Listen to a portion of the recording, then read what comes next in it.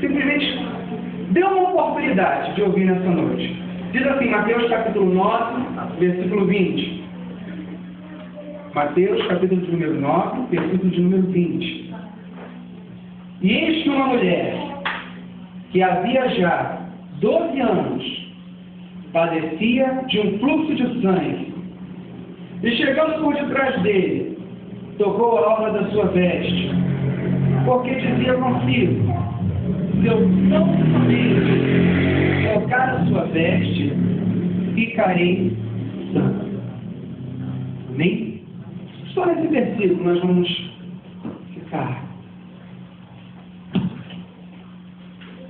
A Bíblia ela fala sobre uma mulher que possui esse fluxo de sangue que acredita era uma hemorragia. Muitas pessoas questionam sobre que hemorragia seria essa. Não se sabe.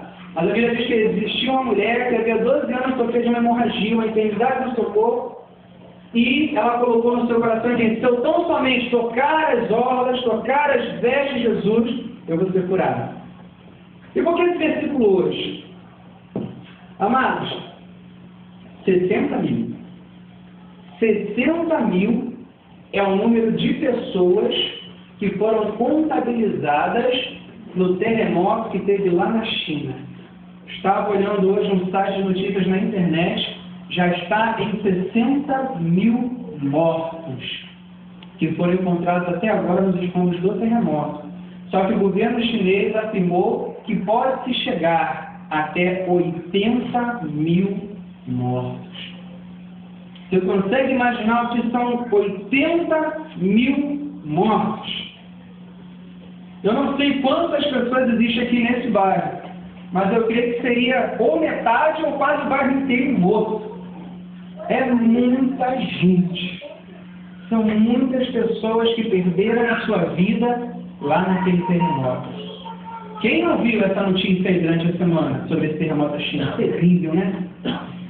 E não tem sido uma grande surpresa para nós, porque o terremoto da China aconteceu agora. Mas há pouco tempo atrás tivemos um terremoto nacional que se sentiu em Madureira, né? Se sentiu o terremoto em Nova Iguaçu, foi 5.0 na escala Richter. Minha Anchieta não deu para sentir não, graças a Deus, né? Minha Anchieta, ficamos tranquilos.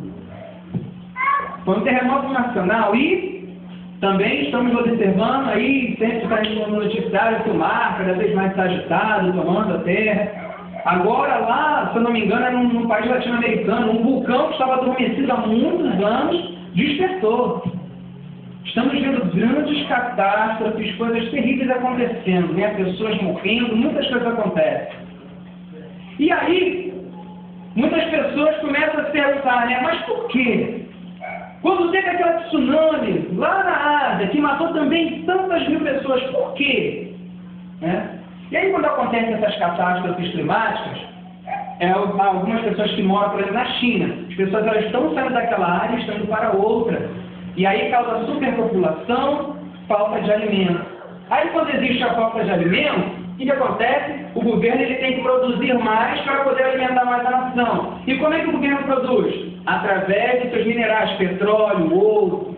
E aí, quando um país não tem o petróleo suficiente, o ouro suficiente, o que ele faz? Pega do outro. E aí, o que acontece? Uma guerra.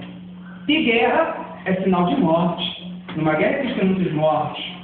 Nós vemos, né, na Segunda Guerra, no finalzinho, a bomba, explodiu Hiroshima e Nagasaki, muitas crianças que moravam perto nasceram defeituosas. E aí, nisso tudo, as pessoas se perguntam por quê? De quem é a culpa?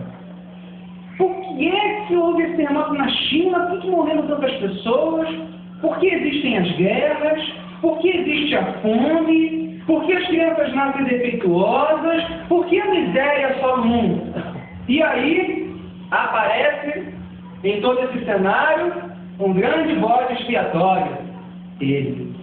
Por que Deus permite que haja fome?